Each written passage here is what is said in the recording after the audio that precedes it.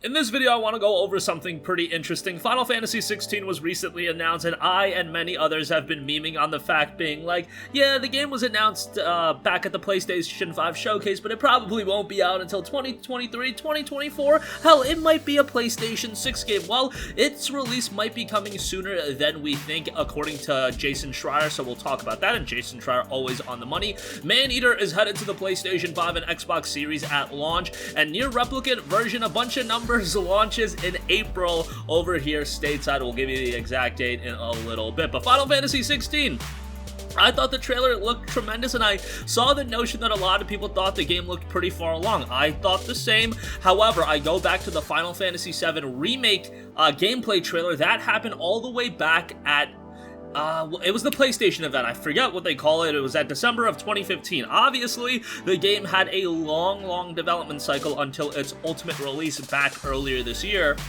So I wasn't gonna fall for this early, release like a lot of other people were, or the game was super far along. However, when Jason Schreier comes out and says the game is pretty far along, okay, I'm gonna believe Jason Schreier because he's always on the money with his reports. He particularly noted, I've heard from people who are familiar with the game's development that it's actually been in development for at least 4 years in some capacity, so it's coming sooner than people think. I think the fact that it's been in development for 4 years should tell us that it probably hasn't been in like full-scale development for 4 years. That's what I would personally think. However, I'm pretty sure, I'm actually like 100% sure that the game is in full-scale development now, so development on the game is definitely going to be accelerating as well. And again, when we saw that trailer, it was a pretty significant look at the game. I was expecting something more akin to what we saw with God of War Ragnarok, where it was going to be a very small teaser trailer, maybe a character or two, but it was a full-blown gameplay trailer.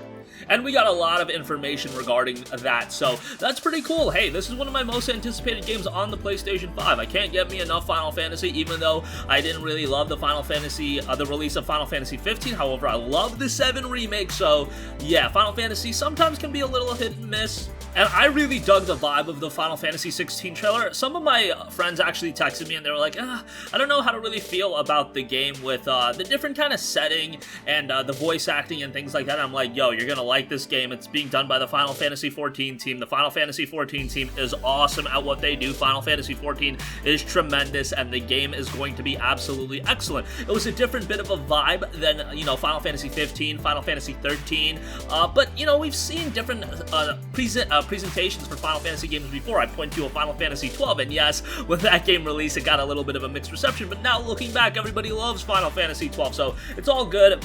I'm going to give this game the benefit of the doubt 110%, considering it's the FF14 team, and hopefully it was a case of Square Enix looked at the debacle and the train wreck that was the development of the Final Fantasy 15 game and Final Fantasy Versus 13, that whole saga, and they learned something from it, and now they realize, okay, let's reveal games when they're a little bit far along, and it's not going to take a billion years to, release these games. Hopefully Final Fantasy 16 is out by late 2021, early 2022. I would really like that. Hell, if we can get to a point where we're alternating between Final Fantasy releases at a yearly basis between, like, Final Fantasy numbered games and then Final Fantasy 7 remake parts or something to that effect, that would be crazy. That's like hypothetical best case scenario for Square Enix, considering these games sell so well. I'm sure it would get to the point that Final Fantasy is being mixed, but we see so many spin-offs anyway. There's so much potential in remaking older games, whether you want to remake like Dirge of Cerberus, Crisis Core, the pool of games Final Fantasy has to dig from, Dissidia on the PSP. You can do some crazy stuff with Final Fantasy that people would absolutely eat up, and that's just me, kind of fantasy booking, so to speak. And I don't know if Square Enix is actually going to go down that route. Probably not, and I'm probably undermining the grandiose development cycle of a Final Fantasy game, given how big these games are. But hey, even if it's not a year, if we can get a Final Fantasy mainline title and a big budget Final Fantasy game every 2 to 3 years, that would be so nice.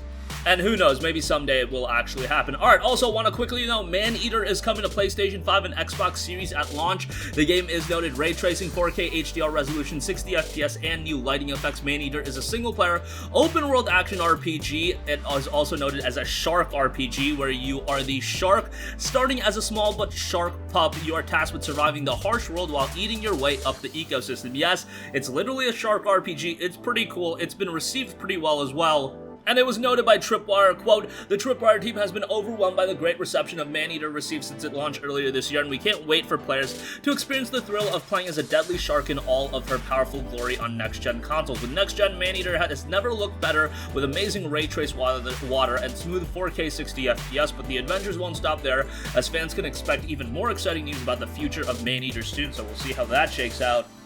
But that'll be due out on the PlayStation 5 and Series very soon. Lastly, I do want to quickly note Nier Replicant version, I'm actually going to say it, version 1.22474487139 launches April 22nd, 2021 in Japan, and Asia April 23rd in the West. Obviously, this is a remake of Nier, the very first game that was released on the PlayStation 3 and Xbox 360 that a lot of people missed out on, given that it was a little bit of a low-key release. There's a standard edition, and Square Enix themselves will be releasing a White Snow edition.